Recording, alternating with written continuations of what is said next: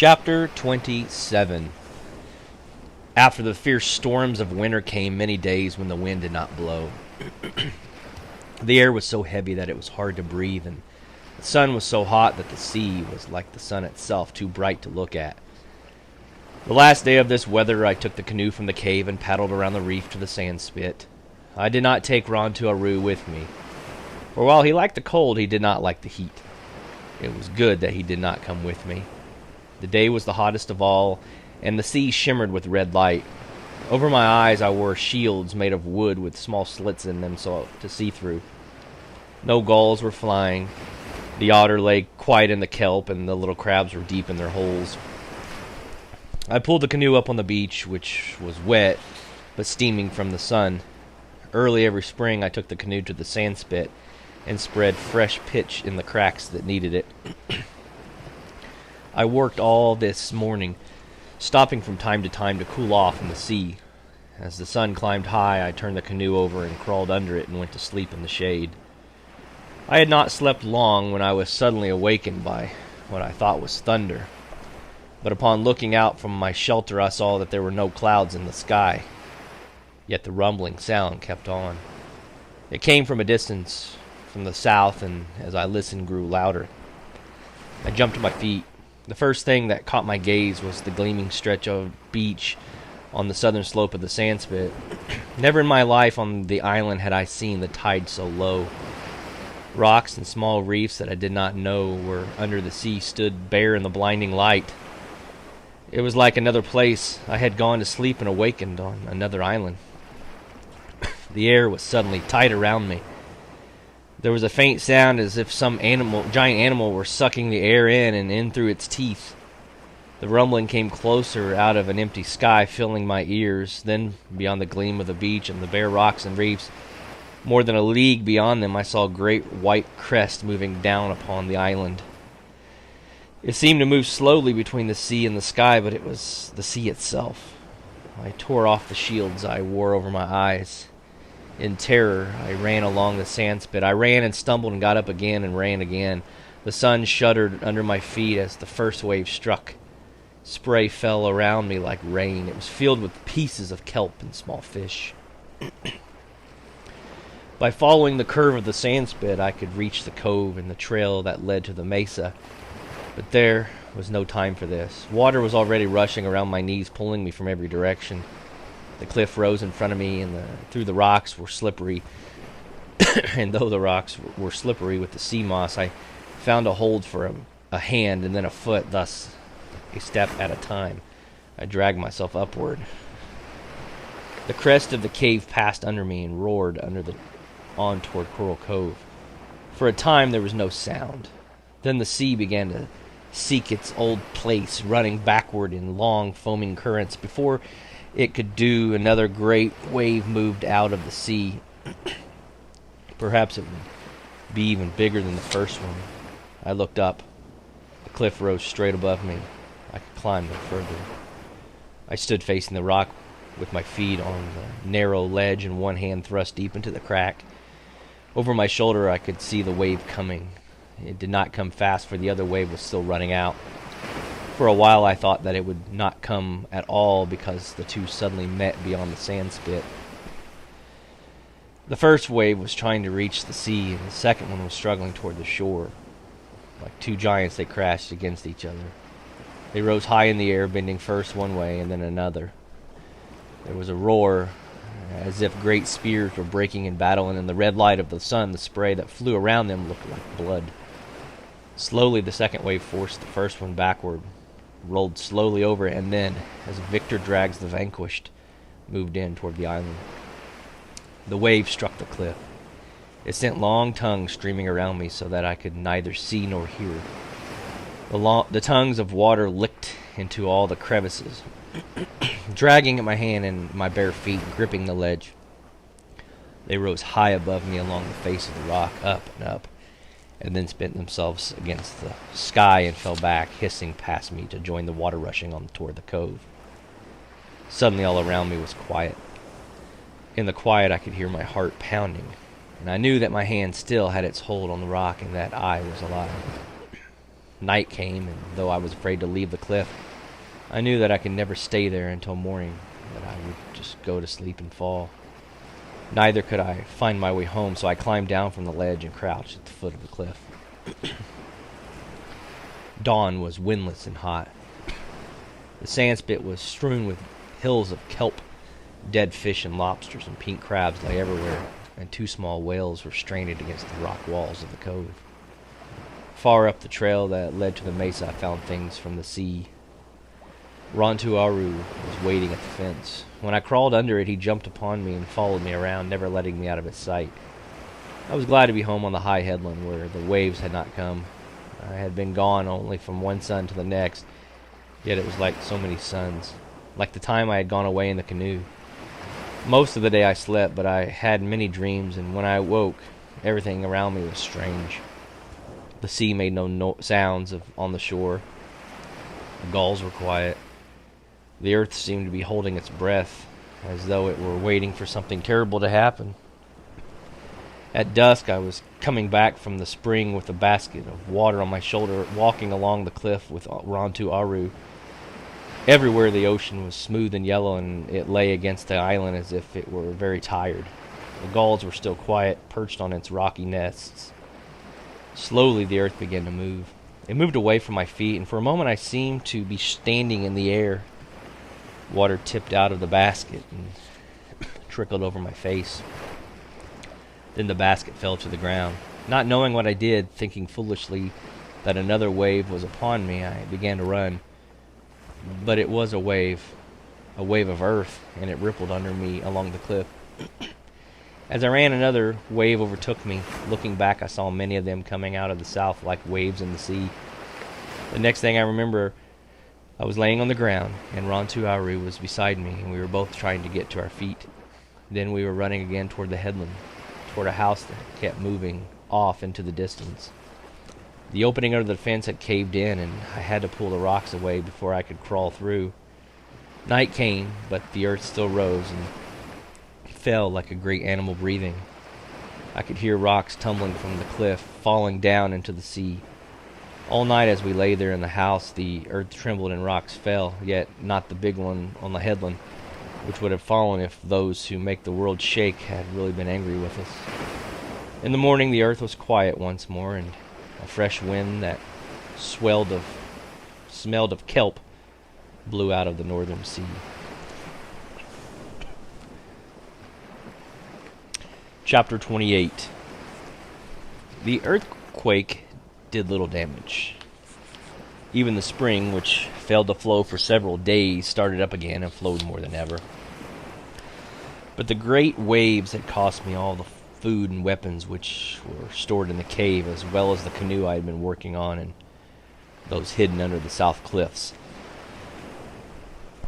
The canoes were the biggest loss. To find enough wood to make another would have taken me all the spring and summer. I therefore set out on the first fair morning to search for whatever wreckage the waves had washed ashore. Among the rocks near the south cliffs, I found a part of one canoe buried in sand and twisted kelp. I worked all morning to dig it free, and then, having scraped it clean, could not decide what to do. I could cut up the sinews and carry the planks up the cliff 2 at a time on my back and across the dunes to Coral Cove, which meant many days. Or I could build the canoe here on the rocks and take the chance that another storm would wash it away before I was finished. I finally did neither of these things. Choosing a day when the sea was calm, I floated what was left of the canoe and, pushing it in front of me, made my way past the sand spit and into the cove. There I took the wreckage apart and moved the planks up the trail, beyond the place where the great waves had reached. I found the remains of my other canoe. It had been washed far back in the cave, and I could not get it out, so I went back to the south cliffs and hunted among the piles of kelp until I had enough pieces of wood, counting what I already had, to begin the building of another. It was late in the spring now. The weather was still unsettled, with light rain falling most of the days, but I started the new canoe anyway, for I needed it to gather shellfish. No longer did I think of the Aleuts, as I have said, yet without a canoe to go where I wanted, I felt uneasy. The planks were all about the same size, the length of my arm, but they came from different canoes and were therefore hard to fit together. The holes were ready, however, which saved me much labor and time. Another help was that the great waves had washed ashore long strings of black pitch, which was often difficult to find on the island and which I needed.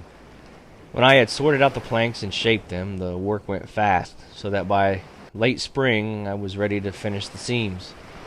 It was on the windy morning that I made a fire to soften the pitch. The wind was cold and it took a long time to get the fire going. To hasten it, I went down to the beach for dry seaweed. I had started back with my arms filled when I turned to look at the sky, thinking from the feel of the wind that a storm might be close. And off to the north the skies were clear, but in the east from whence storms sometimes came at this season, stood banks of gray clouds, one on top of the other. At this moment, in the deep shadows cast by the clouds, I saw something else. Forgetting that I was carrying a load of seaweed, I threw up my arms. The seaweed fell to the ground. A sail, a ship, was there on the sea, halfway between the horizon and the shore. So by the time I had reached the headland, it was much closer, moving quickly on the strong wind. I could see that it did not have the red, beaked prow of the Aleuts, nor did it look like the white men's ship, which I clearly remembered. Why had it come to the island of the Blue Dolphins? I crouched on the headland and wondered, my heart beating fast, if the men who sailed it had come to catch otter. If they were hunters, I must hide before they saw me. They would soon find my fire in the canoe I was making, yet I could go to the cave and probably be safe from them. But if they had been sent by my people to take me away, then I should not hide. The ship moved slowly between the black rocks and into Coral Cove. I could see the men now, and they were not Aleuts. They lowered a canoe, and 2 of the men paddled toward the beach. The wind had begun to blow hard, and the men had trouble landing. Finally, one of them stayed behind in the canoe, and the other man, the man without a beard, jumped into the water and came along the beach and up the trail. I could not see him, but after a while I heard a shout and then another, and I knew that they had found my fire in the canoe. The man he had left in the cove did not answer, nor did the men on the ship, so I was sure that he was calling to me. I crawled down from the rock and went to the house. Since my shoulders were bare, I put on my otter cape. I took my cormorant skirt and the abalone box in which kept the necklaces and earrings. With Rontu Aru, I then went along the trail that led to Coral Cove. I came to a mound where my ancestors had sometimes camped in the summer. I thought of them and of the happy times spent in my house on the headland, of my canoe lying unfinished beside the trail. I thought of many things, but stronger was the wish to be where my people lived, to hear their voices and their laughter. I left the mound and the green grass growing on it among the white shells. I could no longer hear the man calling, so I began to run. When I came to the place where the 2 trails met, where I had built my fire, I found the footsteps the man had left. I followed them down to the cove. The canoe had gone back to the ship. The wind was screaming now, and the mist blew in across the harbor, and waves began to pile up on the shore. I raised my hand and shouted. I shouted over and over, but the wind carried my voice away. I ran down the beach and waded into the water. The men did not see me. Rain started to fall, and the wind drove it against my face. I waded farther out through the waves, raising my arms to the ship. Slowly it moved away in the mist and went toward the south. I stood there until it was out of sight. Chapter 29. After 2 more springs had gone, on a morning of white clouds and calm seas, the ship came back. At dawn I saw it from the headland far out of the horizon. The sun was overhead. It lay anchored in Coral Cove. Until the sun went down, I watched from the headland while the men made a camp on the shore and built a fire. And then I went to my house. All night I did not sleep, thinking of the man who once had called to me. I had thought of his voice calling for a long time, since the night of the storm when the ship had sailed away. Every day during those 2 springs and 2 summers I had gone to the headland and watched, always at dawn and again at dusk. In the morning I smelled smoke from their fire. I went down to the ravine and bathed in the spring and put on my otter cape and my cormorant skirt. I put on the necklace of black stones and the black earrings. With blue clay I made the mark of our tribe across my nose. Then I did something that made me smile at myself. I did what my older sister Ulape had done when she left the island of the Blue Dolphins. Below the mark of our tribe, I carefully made the sign which meant that I was still unmarried. I was no longer a girl yet. I made it anyway, using the blue clay and some white clay for the dots. I went back to the house then and built a fire and cooked food for Rantu Aru and me. I was not hungry, and he ate my food and his too. "We're going away," I said to him. "Away from our island." But only put his head to one side, as his father often had done, and when I had said no more, he trotted out to a sunny place and lay down and fell asleep. Now that the white men had come back, I could not think of what I would do when I went across the sea. Make a picture in my mind of the white men and what they did there, or see my people who had been gone so long, nor thinking of the past, of the many summers and winters and springs that had gone, could I see each of them. They were all one, a tight feeling in my breast and nothing more. The morning was full of sun. The wind smelled of sea and the things that lived in it. I saw the men long before they saw the house on the headland, far off on the dunes to the south. There were 3 of them, 2 tall men and one who was short and wore a long gray robe. They left the dunes and came along the cliff, and then seeing the smoke from the fire which I kept burning, they followed it and at last reached my house. I crawled under the fence and stood facing them. The man in the gray robe had a string of beads around his neck, and at the end of it was an ornament of polished wood. He raised his hand and made a motion toward me, which was the shape of the ornament he wore. Then one of the 2 men who stood behind him spoke to me. His words made the strangest sounds I have ever heard. At first I wanted to laugh, but I bit my tongue. I shook my head and I smiled at him. He spoke again, slowly this time, and though his words sounded the same as before and meant nothing to me, they now seemed sweet. They were the sound of a human voice. There is no sound like this in all the world. The man lifted his hand and pointed toward the cove and made a picture in the air of what could have been a ship. To this I nodded, and myself pointed to the 3 baskets I had placed by the fire, making a gesture of taking them with me to the ship. Also the cage in which I had put 2 young birds. There were many gestures before we left, though. The 2 men spoke among themselves. They liked my necklace, the cape, and the cormorant skirt that shone in the sun. But when we got to the beach where their camp was, the first thing the man who spoke the most did was to tell the other men to make me a dress. I knew this was what he said because one of them stood in front of me and held up a string from my neck to my feet and across my shoulders. The dress was blue. It was made of 2 trousers, just like those the white men were wearing. The trousers were cut up into pieces, and then one of the men sat down on a rock and put them together, again, with a white string. He had a long nose which looked like the needle he used. He sat all afternoon on the rock, and the needle went back and forth in and out, flashing in the sun. And from time to time he would hold up the dress and nod his head as if he were pleased. I nodded as if I were pleased too, but I was not. I wanted to wear my cormorant skirt and my otter cape, which, were much more beautiful than the thing he was making. The dress reached from my throat to my feet, and I did not like it. Either the color of it or the way it scratched. It was also hot. But I smiled and put my cormorant skirt away in one of the baskets to wear when I got across the sea, sometime when the men were not around. The ship stayed in Coral Cove 9 days. It had come for otter, but the otter had gone. Some must have been left, after all. Who remember the Aleuts? For on that morning there were none to be seen.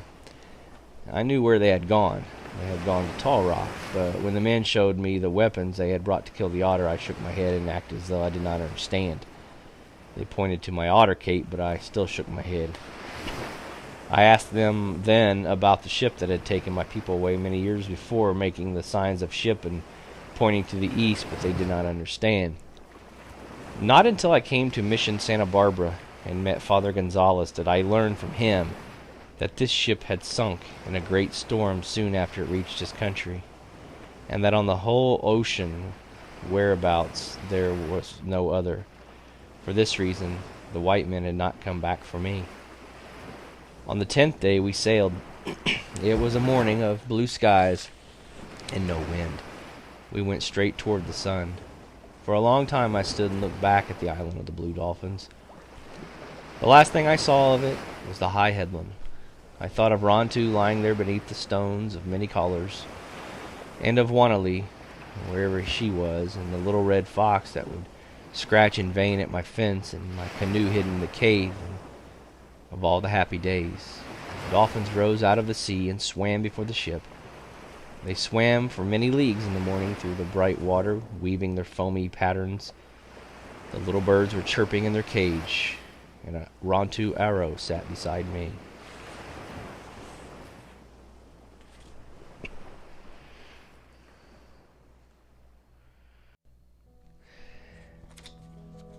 The author's note on page 182. The island called in this book the Island of the Blue Dolphins was first settled by Indians in about 2000 BC, but it was not discovered by white men until 1602. In that year, the Spanish explorer Sebastian Vizcaino set out from Mexico in search of a port where treasures galleons from the Philippines could find shelter in case of distress. Sailing north along the California coast, he sighted the island, sent a small boat ashore, and named it La Isla de San Nicolas in honor of a patron saint of sailors, travelers, and merchants. As the centuries passed, California changed from Spanish to Mexican hands. The Americans arrived, but only occasional hunters visited the island. Its Indian inhabitants remained in isolation. The girl Robinson Crusoe, whose story I have attempted to recreate, actually lived alone upon this island from 1835 to 1853, and it is known to history as the Lost Woman of San Nicolas. The facts about her are few. From the reports of Captain Hubbard, whose schooner carried away the Indians of Gallisat, we know that the girl did jump into the sea despite efforts to restrain her, and from records left by Captain Nidiver, we know that he found her 18 years later, alone with a dog in a crude house on the headland, dressed in a skirt of cormorant feathers.